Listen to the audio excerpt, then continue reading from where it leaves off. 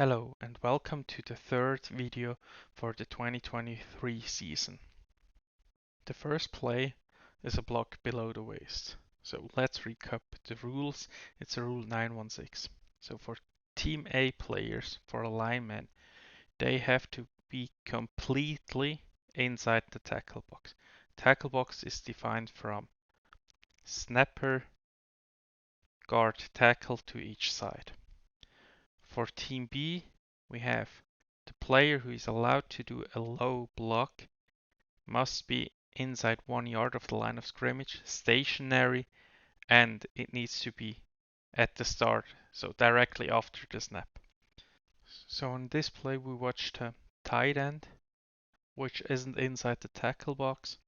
He does a low block, so this should have been a flag for an illegal block below the waist. As you can see, there is a flag on the play, but this was for a different block. So let us watch it again to see what the flag was for. So we have here the illegal block, but now we have here an illegal block below the waist by the linebacker, which is correctly flagged. So that would be a 15 yard on top, and in this case it would be half the distance. But we need to have the first flag as well, because he is outside of the tackle box. He isn't allowed to do a low block. So after an illegal low block, I want to show you a legal low block. He's the tackle. He's inside the tackle box, as he is the second player from the snapper. So he doesn't leave the tackle box. The ball is still inside the tackle box. The tackle is directed from the front, so 10-2. So completely legal low block. This shouldn't be a flag. So now we have a kind of broken play. It's the last play of the game, and try to listen to the sound. So I will be quiet for this play and talk to you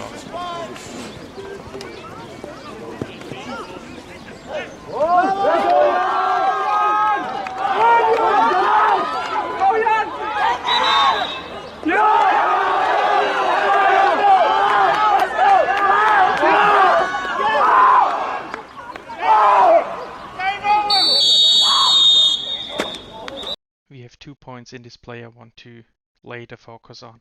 So first of all, we have an inadvertent whistle. If it happens, and believe me, it does happen, then don't just ignore it. Enforce it as it was a normal whistle as the play was end.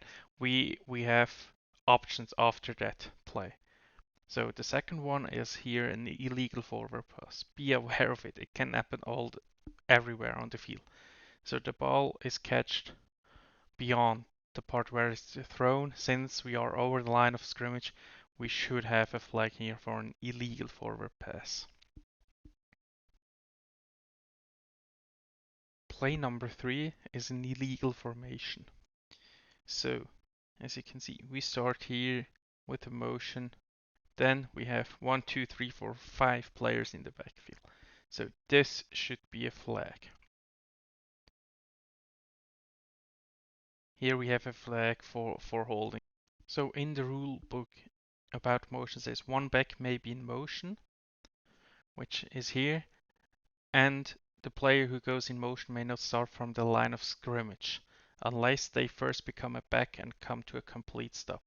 So if we have a motion that starts from the line of scrimmage and he never stops, then we have an illegal motion. In this case, as you can see, he stops even for a brief time. That's fine. We don't have the rule with the 1 second. That's for the shift part. For the play number 4, I want to talk about DPI again.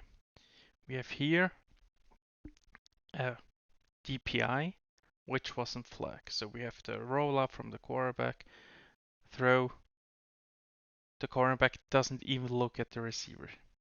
So this should be a flag.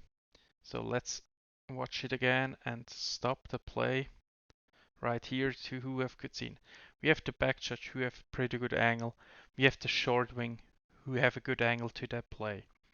And we have potentially the deep wing, but for the deep wing this is very hard to see because he has the back to the receiver and doesn't see what happens in front.